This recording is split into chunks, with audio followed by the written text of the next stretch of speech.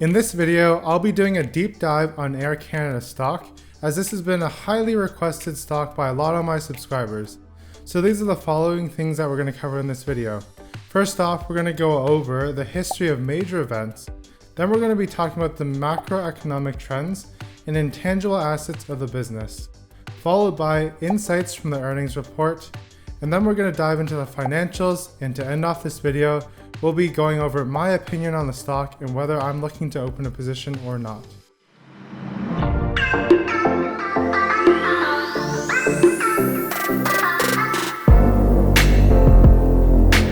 Welcome back to The Fire Grind. My name is Daniel, and on this channel, we talk about personal finance, and we have a focus on the stock market as a way to grow our wealth. So if you haven't noticed, I actually hit my 1,000 subscriber mark just the other day, so I want to do a special video for my subscribers, and this will be sort of like an Ask Me Anything video. So if you have any questions that you want to ask me or get my opinion on things, leave them in the comments down below, or you can send me an email or DM me on Instagram. Now let's go over the history of Air Canada. To start off, we actually should go back to 2003 when they filed their first bankruptcy, and we're going to look at how that played out for shareholders. So back in the summer of 2003, the SARS pandemic was breaking out in the world, and this caused Air Canada to actually be losing about $5 million a day after grounding 40 of their aircrafts. So fast forwarding to December 2003, Air Canada declared bankruptcy as it was bleeding too much and wasn't able to handle the debt load it had. So what happened in this bankruptcy filing, the 18 months following this, is that a deal was struck and there was a restructuring in the company, as well as other airlines came together and they formed Ace Aviation Holdings. Shareholders who had investments in Air Canada did not see their shares convert into Ace Aviation Holdings, so ultimately they ended up with nothing. And now if we move forward to present day and just the different activity that's been happening since February, we can see that on February 25th, Air Canada actually stopped all their flights from Wuhan, China. Then on March 16th, management told us in their earnings call that their flight schedules were already reduced by 90% on this date. And going forward a few days later to March 19th, Air Canada proceeded to lay off 5,100 of their employees, and most of these were flight attendants. At the end of March, on March 30th, Air Canada had more news that it's doing more layoffs and actually laying off 16,500 staff, and this was a temporary layoff. And what this resulted in was a cost reduction of $500 million, and on top of this all, the CEO and CFO decided to reduce their compensation for the year to $0. A week later or so, Air Canada came out with more news, saying that they rehired 16,000 of their employees under the CEWS, or the Canada Emergency Wage Subsidies. And what would happen to these employees is they actually didn't have any work to do, so they'd be sitting at home, but they would still receive a wage, and this was 75% of their original wage, because Air Canada could not afford to top up the last 25%. And really there's no incentive for Air Canada to do that because their employees are not even coming into the office. This was just to keep their employees on payroll, as this was a free subsidy that the government gave out to large companies who were earning about $300 million or more. On May 11th, there was some bad news for airlines, as a lot of investors were actually hoping for a government bailout for Air Canada. However, this did not happen, as the government just announced that they were doing some sort of loan program rather than a full bailout. So the stock sold off then. Then on May 15th, there's an article stating that Air Canada has grounded a total of 225 of their planes. This is probably what happened back in March or so. And just for your information, their fleet size is around 374 planes. That's a reduction of 60% of their fleet. Another news article on May 16th that Air Canada is cutting 20,000 of their jobs, and this is likely because CEWS is running out in June. So they haven't yet slashed those jobs, but they are planning to do so in the next couple of weeks. On May 16th, Justin Trudeau responded to Air Canada laying off 20,000 employees by saying that they're continuing talks with airlines of how to support them. So I believe on Tuesday, May 19th, there will be some sort of lift in Air Canada stock, as investors are probably bullish right now, thinking that the government is reconsidering a bailout for airlines. So I believe in the short term, people will be buying on this news on Tuesday. So this completes our little history lesson on what's been going on in the past few months, as well as giving you a little bit of color on what happened in 2003 when Air Canada filed for bankruptcy, in case they end up doing that later on in this year. Now the next thing in this video we're going to do is smash that like button. And also, please consider subscribing to my channel, as my next few videos I'll be going over my entire Wealthsimple stock portfolio and just explaining the different positions that I hold there. And I'll also be doing a video on wealth technologies, which is a highly requested video from a lot of my subscribers as well. So now that you've done that, let's move on to the macroeconomic trends as well as the intangible aspects of the business that will either be helping or hurting Air Canada. So for the tailwinds that are going to be helping Air Canada, the first thing that I have to say is that the consolidation of airlines is going to increase at a more dramatic pace than it has before. And this is because with the pandemic, airlines are suffering more than ever, and those smaller airline players are definitely not going to have as strong of a balance sheet to weather this storm, and they're going to go bankrupt first. And what this means for Air Canada as a larger airline is that they're going to have less competition going forward once the industry recovers, or if it recovers. Next, we see that the whole trend of globalization that's been happening in the past 30 or 40 years, this is going to continue to happen and grow going forward. So I have no doubt in my mind there's still going to be a demand for air travel going forward, and this may grow stronger. This is due to businesses around the world. They depend on one another and they need to have that human interaction, especially for developing physical products as well as doing important meetings. And if there wasn't this demand from customers, aircraft companies would not have the push to drive forward and create faster airplanes, as well as airports and airlines would not be innovating on their processes. The last aspect of Air Canada's business that I want to highlight that is going in their favor is that management has done really well. So having a strong management team is very advantageous for Air Canada, as they have shown that they're very smart with how they do things, and they probably will be smarter than other management teams on how they weather this pandemic. So we can see the intelligence of management as they've been able to grow their revenue for 27 quarters year over year. And not many airline companies have this kind of track record. And now if we flip over to the other side and look at the cons about Air Canada's business, we saw that Warren Buffett, the greatest investor of all times, he sold off his airline positions, which he actually recently opened in the past couple of years. So for Warren Buffett to sell off his entire stake in airlines, there must be something that he knows that investors might not be looking at right now. We should pay attention to what Warren Buffett is doing, as he has a great track record of his investments, and if he's selling out as a long-term investor, there must be serious problems that he's seen in the airline business. The next thing I want to highlight is that management, although they did manage to grow their profits year over year for 27 quarters, they did something that shareholders might frown upon, and this is doing share buybacks at such elevated levels, as well as canceling share buybacks when their stock has dropped by about 75%. So as Air Canada was profitable and their shares were riding around $50 a share, management decided to do a huge share buyback, and typically share buybacks happen because management doesn't know what else to do with their money. If management was a little smarter, they might have held that money in cash. And really, maybe why they did share buybacks was to pad their own pockets. Because if they reduce the number of shares out there on the market, and management, they own a large amount of shares, they're going to benefit from this as well. So you can see that management really looked out for themselves when they did the share buyback. And the last thing that might hinder Air Canada's business going forward is the whole concept of social distancing. Social distancing has become a norm in our society as a way to counter this pandemic. However, we don't know what the effects of this long term are and if this will continue happening going forward. And with this fear in the consumer's mind of being close to another stranger, as well as how airlines operate by packing customers into an airplane like a can of sardines, this is not going to help Air Canada's business going forward.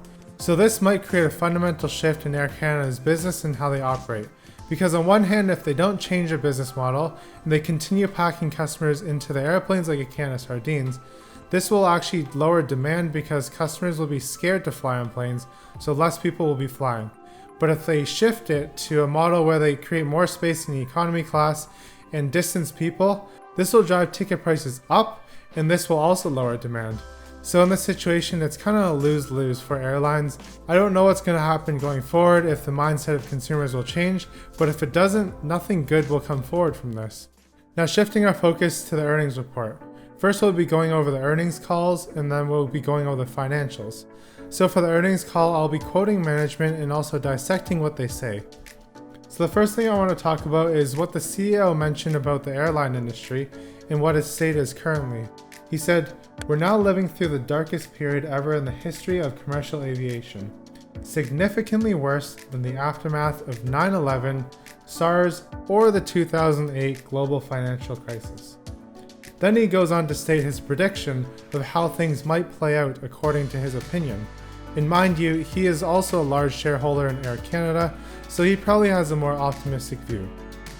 He states, realistically, we expect it to take at least 3 years for Air Canada to get back to 2019 levels of revenue and capacity.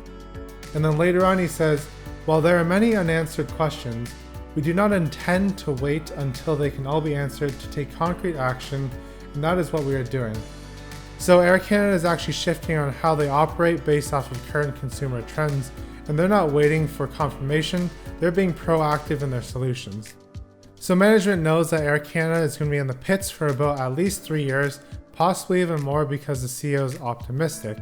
And in the meantime, they're actually trying to shift their business model and how they operate in order to help ease the fear in consumers' minds. So some of the things that Air Canada is doing in order to ease the mind of consumers as they board Air Canada flights is that they're not selling seats that are adjacent to one another, so they keep at least 1 seat distance between the customers.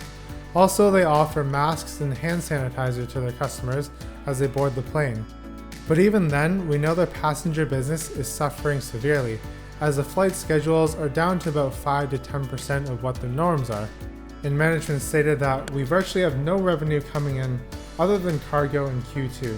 So we're not getting much benefit from the revenue side of the business other than cargo. Although Air Canada is not gaining any revenue from the passenger business, they do have a cargo business, but that is significantly smaller than the passenger business. And we can see that their plan for the cargo business is to ramp that up, as they've stated that engineers have actually transformed 4 of their planes into full cargo planes, and they're in the process of transforming a few more of those planes into cargo planes. And they plan going forward to be doing about 150 trips a week of full cargo from Asia over to North America. And what they're transporting primarily is medical supplies. And all this will help stop the bleeding a little bit, as they are bleeding around $20 to $22 million a day. And now talking a bit about the financials that were stated in the earnings call. The CFO threw out a lot of billion-dollar numbers there, including one saying that they drew from their credit facilities around $1 billion. And as well, they highlighted their efforts to cut expenses. And one of those was furloughing a lot of their employees, and this cut their expenses by about $500,000 and reduced their capital expenditure down to about $1.5 billion for this year. One promising thing that they stated to help ease the mind of investors is that their cash balance will be higher in Q2. And no, this is not due to revenue coming in, this is due to them selling off assets or drawing from the credit facilities. But what this means is that Air Canada has more cash on hand to help them weather the storm, and the longer that they can stay alive, there's more of a chance that they're going to be able to recover. Because once the industry recovers, or if it recovers, and the demand comes back to normal, if it comes back to normal, people know that Air Canada can turn a profit again. So although the cash balance will be higher in Q2, going forward from there, if their burn rate continues at $20 to $22 million, this translates to $7.3 or $8 billion for a full year. I don't expect it to double or anything, maybe go up by a couple $1 billion. Then they'll have about 1 or 1.5 years of runway going forward before they have to declare bankruptcy. And the fact that management said it'll take them about 3 years to recover to their 2019 norms, I don't know if they'll be able to last those 3 years, even if half their business comes back in a year or so. And now let's turn over to the financial statements. First, we'll be going over the balance sheet to just see this overall health of the company, and then we'll be looking at the income statement and cash flow statement to make a bit of a prediction as to how much money they will be earning or bleeding. At first glance, when we look at their balance sheet, they have a cash position of $6.1 billion, and this is quite high considering that their market cap currently today is $3.86 billion. However, their cash ratio is only 0.95, and their current ratio is 1.13. So this is actually on the lower side, especially for this pandemic. This puts Air Canada in a higher risk category. It shows that they'll be able to pay off their current liabilities for 1 year, but this does not take into account all their expenses like wages or maintenance costs. And if we zoom out a little bit on their balance sheet, we can see that they currently have assets of $28 billion and liabilities of $24 billion. And all this balances out with shareholders' equity, which is $4 billion. The current market cap based on its stock price today is $3.86 billion. And what this means is that the book value is 0.9, and this is under 1. With a book value under 1, this means that the company's shares by the books are being sold less than what it's actually worth. So if you bought the company today and someone decided to do a full takeover of Air Canada and bought their assets and liabilities at a fair market price, you would make $1 for every 90 cents that you put in. So from the sounds of this, you should be going out and buying Air Canada stock right now because the shares are actually undervalued, and you stand to make 11% based off of the book value. However, when digging deeper into the assets, the worrisome thing to me is that the goodwill and intangible assets equal $4 billion. And goodwill and intangible assets are not physical things that can actually be sold to some person who wants to buy them. Goodwill is a result of Air Canada doing acquisitions and overpaying for companies when they do that acquisition. Intangible assets might be some sort of company secrets or patents that may not be able to be sold at the fair market value if Air Canada is desperate for a sale.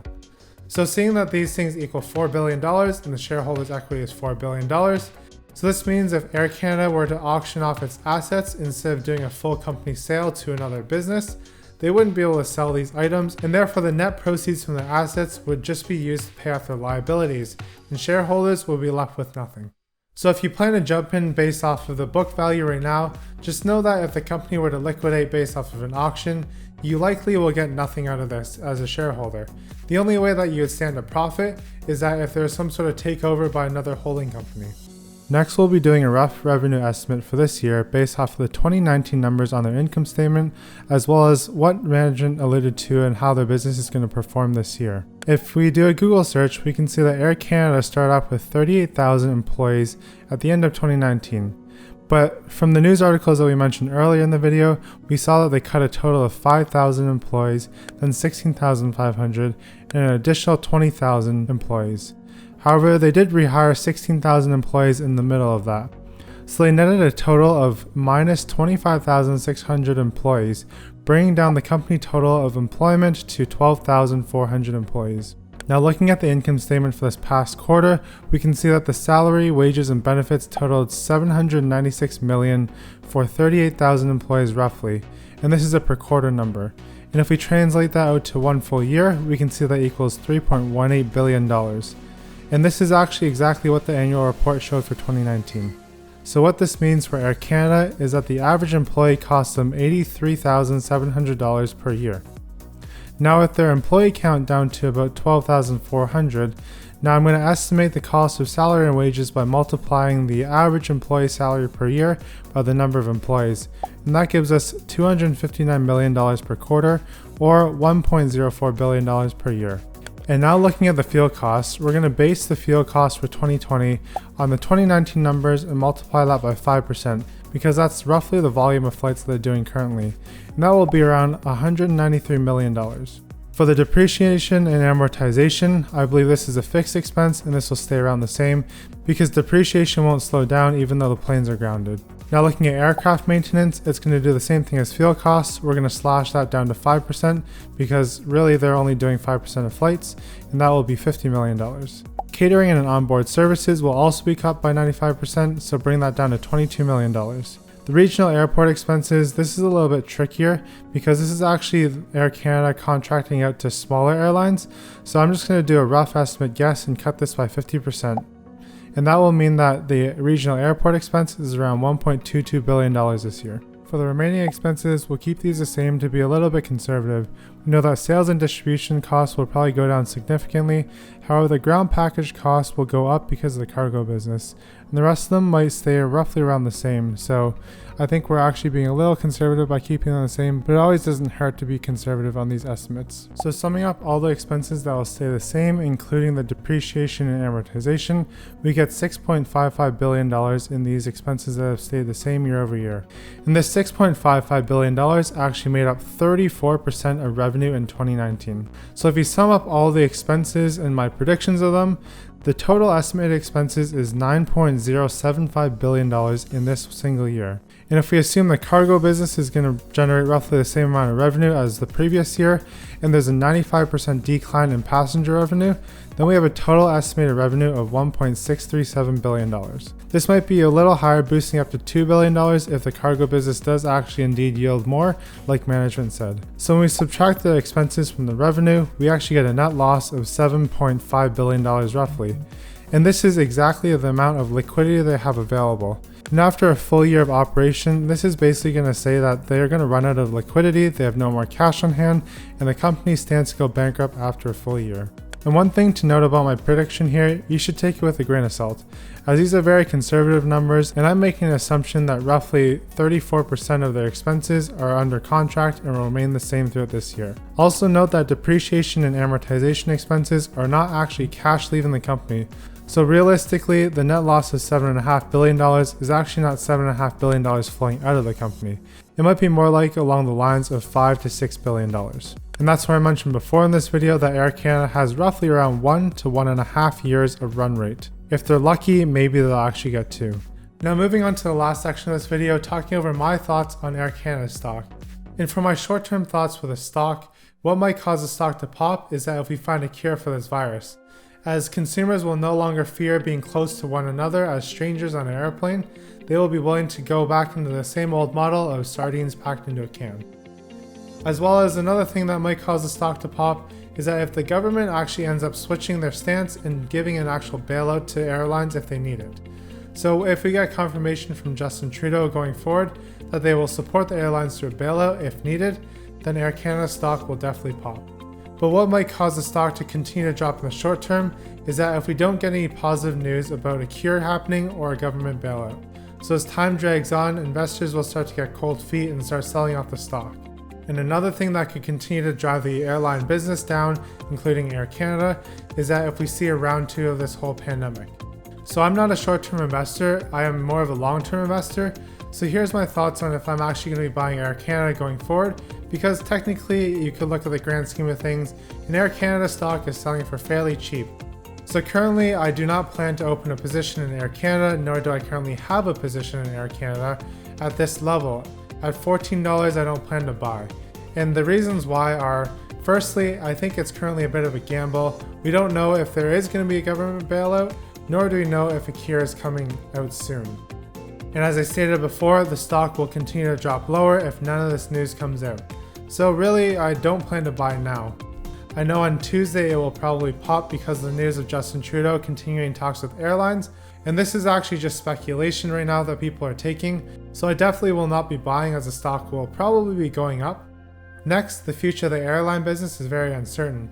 We don't have any color on how airlines will operate after this whole pandemic and social distancing. We don't know if they're going to decrease their seating capacity due to social distancing norms, nor do we know if they're going to be able to recover in the next year or 2 years, because this pandemic is still so uncertain right now. And in the meantime, we know that plane ticket prices will continue to increase, and if they don't increase, airlines will continue to bleed even more. Next, we see that businesses will probably reconsider air travel as they've gotten used to video conferencing. And the fact that companies have gotten used to video conferencing and seen that it's probably not as bad as they thought, then going forward I think the growth in business travel will actually start to slow down. But I do not think that business travel will actually come to a halt or actually decrease, because human-to-human interaction ultimately is still a lot more valuable than video conferencing. However, businesses will be a lot more stingy on business travel going forward from here, as employees are used to this whole video conferencing aspect. The fourth reason as to why I don't plan to invest in Air Canada at these levels and see that the risk is greater than the reward is because looking at 2019 and how they operate normally, their margins are very low at 7.7%. And with their fixed costs being around 34% of their expenses, this puts airlines at a huge risk when you invest in them, because if there's any sort of interruption to the business, we can see that they get hit hard. And the last reason why I don't plan to invest in Air Canada at $14 per share is because they currently only have a run rate of around 1 to 1.5 years, and management predicts that it'll take at least 3 years for the business to recover to 2019 levels. So to me, this is a huge risk for putting $14 per share into a business. If the shares drop back down to 2003 levels, then maybe it might be wise to stick a bit as a speculative play, but even then, if the company goes bankrupt like 2003, shareholders ended up with nothing. And if the company did end up recovering from this mess and getting back to 2019 levels of business in 3 years, they will still have a huge disaster on their balance sheet as their debt has piled up by at least $7 to $8 billion extra on top of what they currently have. So this will make their current liabilities even higher, and they will probably not be able to turn a profit for at least 5 years after recovering. So basically, as an investor, be prepared to stick in Air Canada stock for the long haul at least 8 years from now to see their business recover to their 2019 state. And even then, a lot can happen in 8 years. So I've been mentioning that I don't plan to buy Air Canada at these levels of $14 per share, but at what levels would I consider opening a position in Air Canada? But for me, maybe I will dabble in swing trading just for the purpose of a video. And if I were to do swing trading, I would start to open a position if the stock dropped around $8 to $10 and exit a large amount of that position at around $14 per share. And this is largely based off of charts. And recently I've been paying attention more to the charts and the moving averages and seeing how trends play out in the market. So it might be a little interesting experiment just to show you guys how someone might swing trade. And if I ultimately fail, you guys can learn from that. But if I do succeed, you can also learn from that. Although I've outlined a lot of negatives of Air Canada's business, here are some of the positive sides that I see going forward. And if there's any more positive news that I discover in the future, it might actually cause a shift in my mindset about Air Canada. So one of the positives about Air Canada is that they're currently the largest airline in Canada, and the government of Canada likely will not want Air Canada to fail as a business. A lot of the country, especially in remote places, actually depend on Air Canada services. And Air Canada operates to these places at a loss, and they actually probably receive some sort of subsidies from the government to continue supporting these. So the demand for flights up north are not as heavy, and Air Canada operates these trips at a loss right now.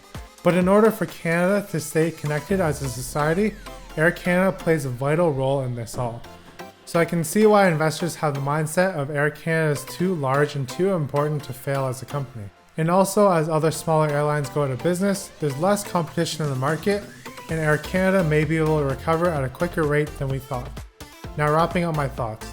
The things I presented here are mainly theories, however, they are backed up by history and also trends that we see in the economy. There is a chance that these could always be proven wrong. However, like anything in life, everything that you do is technically a risk, and if I were to invest based off of my theories, it is also a risk. So an example to illustrate the fact that nothing in life is certain, let's take a look at the mundane task of just sitting on a chair. When you go to sit in a chair, you probably have 100% confidence that the chair will hold you up. However, in reality, you cannot have that confidence because there is always a chance that that chair could collapse under your weight. It could be because there's a faulty screw, maybe the materials are deformed, or someone previously who was very heavy sat on it and started cracking the chair. But for you right now, you probably have never had a chair fail under your weight. So therefore, you might say that you're 100% confident.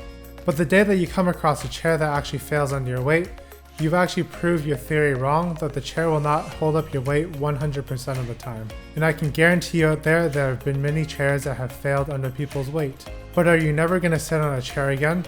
No, it's because you have a high confidence that the chair will hold you up. And likewise, just with stock market investing, if you have enough information and you see the trends and how things work, you can invest with confidence, and it's not like rolling a dice and gambling, because that is pure luck, unless you weighted the die.